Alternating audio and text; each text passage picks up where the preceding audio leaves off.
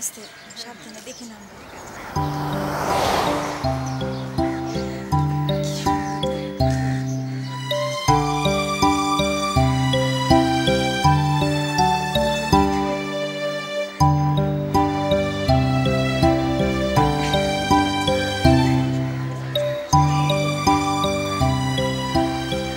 আচ্ছা বৌমা, কাল যখন দক্ষিণেশ্বরের মন্দিরে গিয়েছিলাম তুমি ভেতরে পুজো দিতে ঢুকলে না কেন?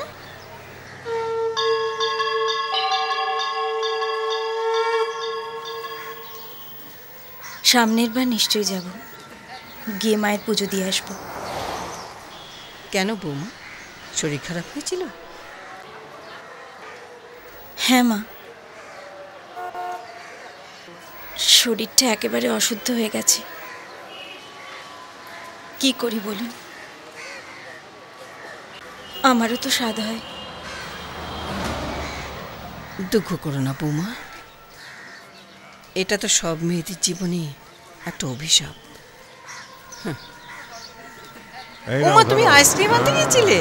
না বৌমা,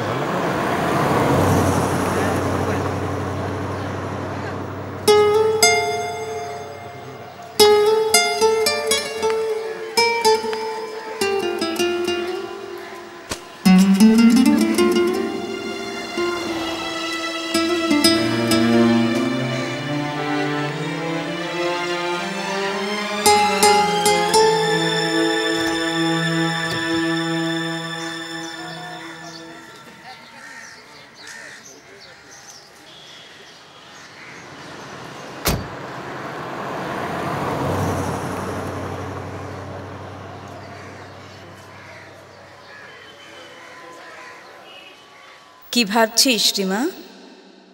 শাঁখা সিঁদুর পরে কিসের স্বপ্ন দেখছিস তুই? রাজেশ তোকে বিয়ে করবে? ধিক তোর জীবনে ধিক। আরে লোক তো রক্ত দান করে, চোখ দান করে, কন্যা দান করে, দেহ দান করে। তুই তো তোর দেহটাই বেঁচে দিয়েছিস। ছি।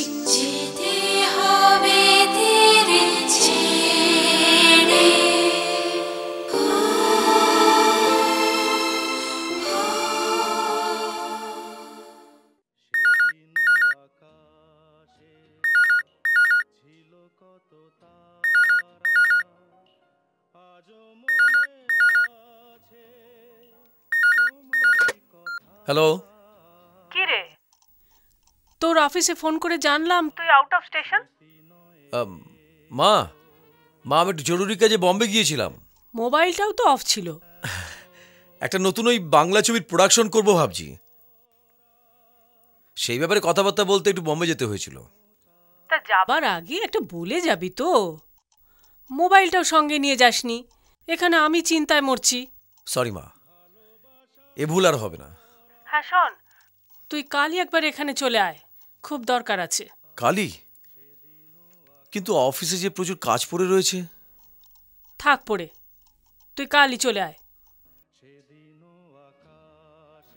ঠিক আছে মা, কিন্তু দুদিনের বেশি আমি থাকতে পারবো না। ঠিক আছে মা।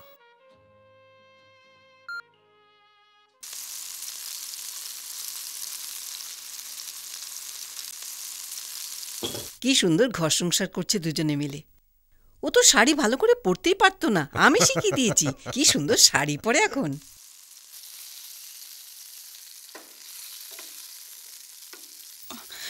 ছাড়ুন, নইলে রান্নাটা পুড়ে যাবে যে। আরে বাবা, তুমি তো অনেক কিছু রান্না করতে পারো। কেন, আমাদের কি রান্না করাও জানতে নেই?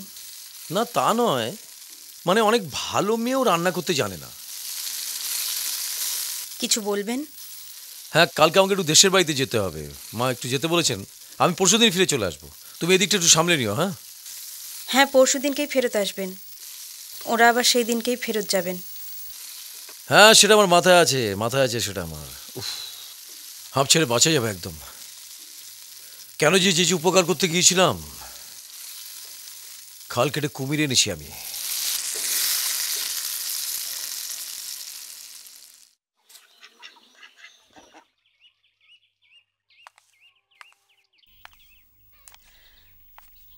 আসুন, বসুন। বসুন।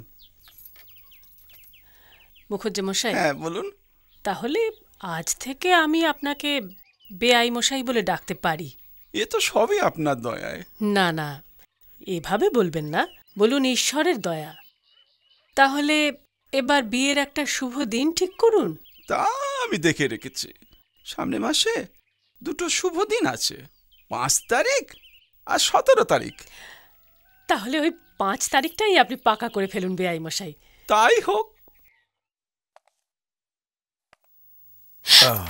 এ কি, বিয়ের আগে এসব কি হচ্ছে? অর্ধেক বিয়ে তো হয়েই গেছে, আর এইটুকু তো আপত্তি করছো কেন? বিয়ে কিন্তু আমাদের এখনো হয়নি। এ ধরনের আচরণ বিয়ের আগে একদম ঠিক নয়। শহরে এটা কোনো ব্যাপারই নয়। আমি কিন্তু গ্রামের মেয়ে, শহরের কথা বলতে পারবো না। তবে এটুকু জানি, আমাদের মা বাবারা এগুলো জানতে পারলে ভীষণ কষ্ট পাবেন। আর মা বাবারা যদি জানতে না পারে? আমার তো খারাপ লাগবেই, আপনারও খারাপ লাগা উচিত।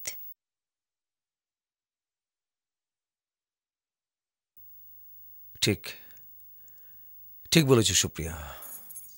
আর তো কটা দিন, বিয়ের পর তো পুরো জীবনটাই পড়ে আছে। আর একটু ধৈর্য ধরুন।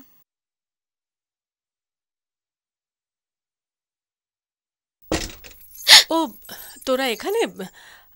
আচ্ছা ঠিক আছে, গল্প কর।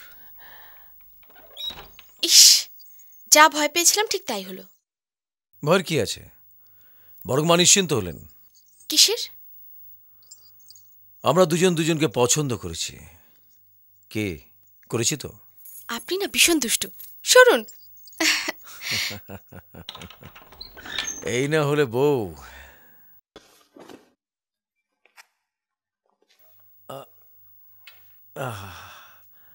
বাঁচা গেল, অবশেষে বুড়ো বুড়ি বিদায় নিল। এইসব ফর্মালিটি মেনটেন করতে করতে যত ঝামেলা।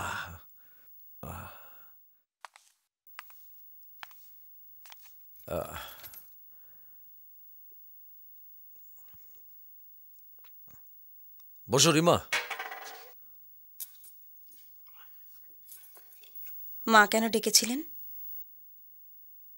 আর বলো না, মা বিয়ে ঠিক করে ফেলেছেন। সামনের মাসে 5 তারিখে আমার বিয়ে। ও,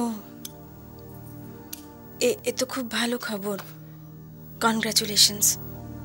ওই আমাদের বাড়ি পুরুত মশাইয়ের মেয়ে, পাশের গ্রামে থাকে, খুব সুন্দরী, ভদ্র। না করতে পারলাম না। নাম কি ওর? সুপ্রিয়া।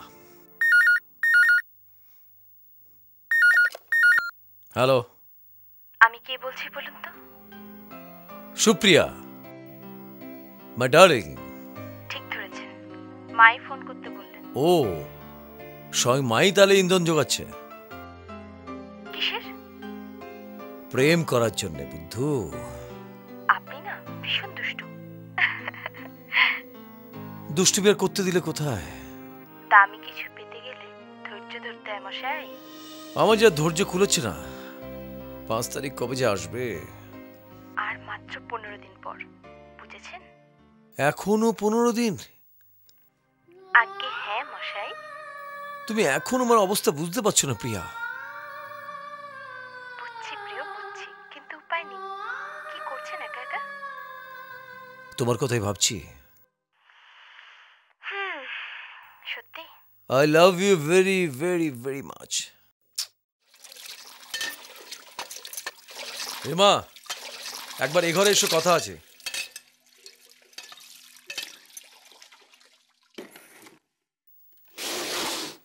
এতে 6 লাখ টাকা আছে, তোমার একদিনের পেমেন্ট কাটিনি। তুমি তাহলে কাল সকালে চলে যাও।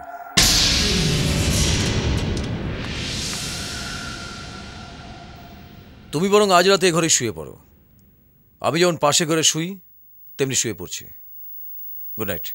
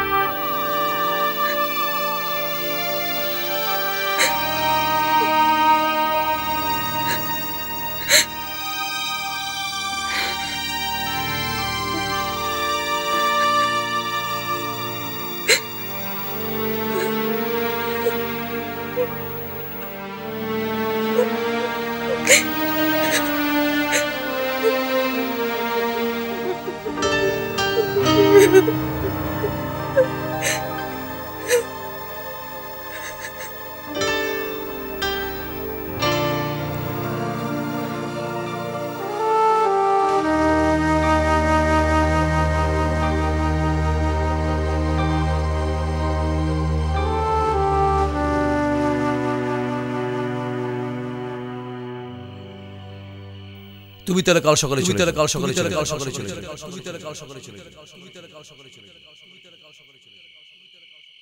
এতে 6 লাখ টাকা আছে। তোমার একদিনের পেমেন্ট কাটবে।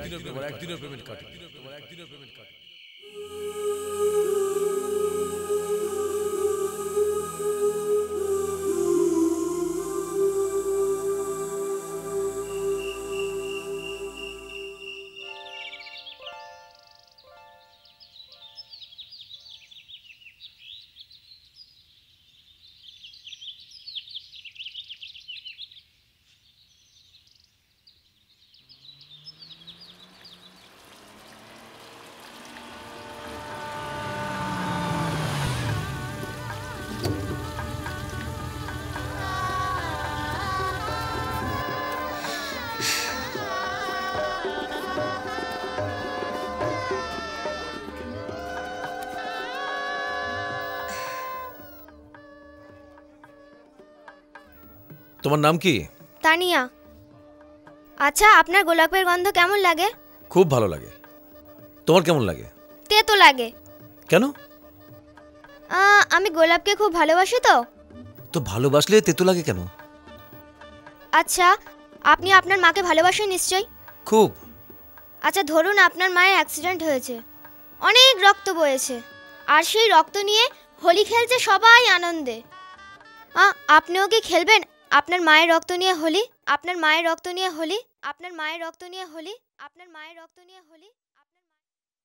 গোলাপের গন্ধ সকলেই ভালোবাসে, কিন্তু গোলাপকে যে ভালোবাসে তার কাছে গোলাপের গন্ধ তেতো লাগে।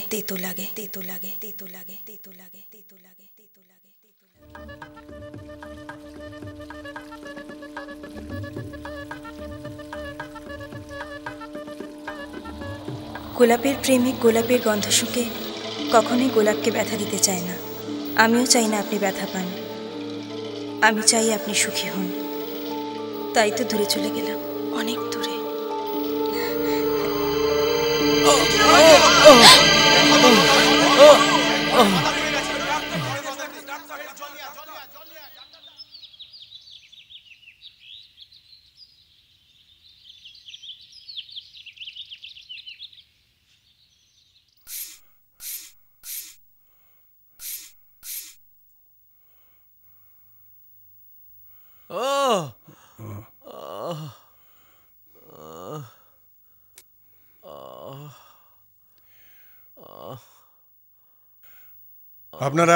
আপনারা এখানে কেন? বাইরে যান। প্লিজ ডাক্তারবাবু, আমাকে তাড়াতাড়ি কলকাতা পাঠিয়ে দিন। হ্যাঁ, তাহলে কিছুই হয়নি? কিন্তু বিয়েটা করতে চাইছেন না কেন? আমার বিরাট ভুল হয়ে গেছে ডাক্তারবাবু, আমার এক্ষুনি কলকাতা যাওয়া দরকার, এক্ষুনি। বুঝলাম, কিন্তু এই মেয়েটির কি হবে? হ্যাঁ, কিন্তু এর তো এখনো কোনো ক্ষতি হয়নি ডাক্তারবাবু। প্লিজ আমাকে কলকাতা পাঠিয়ে দিন ডাক্তারবাবু, আমাকে কলকাতা পাঠিয়ে দিন প্লিজ। শুয়ে পড়ুন।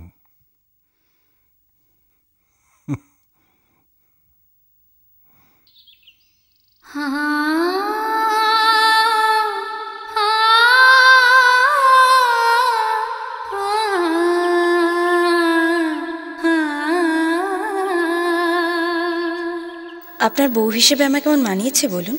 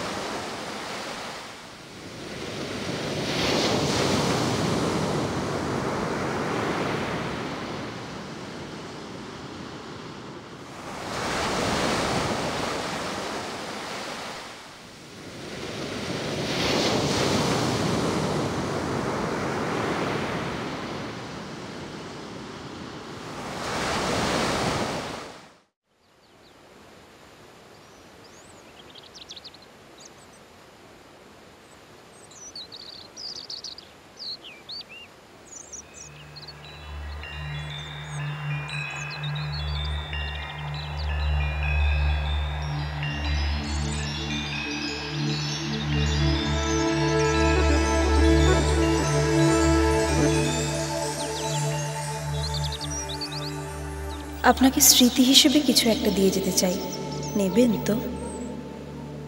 ভেবে চিনতে বলুন কিন্তু। যদি বলি যে আপনাকে একটা সুন্দর ফুটফুটে বাচ্চা দিতে চাই?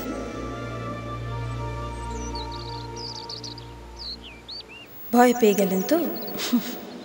আপনার বাচ্চাকে পেটে ধারণ করার অধিকার আমার নেই, সেটা আমি জানি, কিন্তু আপনার বাচ্চাকে মনে ধারণ করার অধিকার তো আমার নিশ্চয়ই আছে।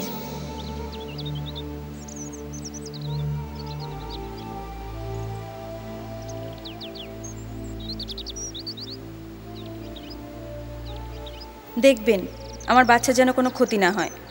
আসলে ওর হাত পা নেই তো।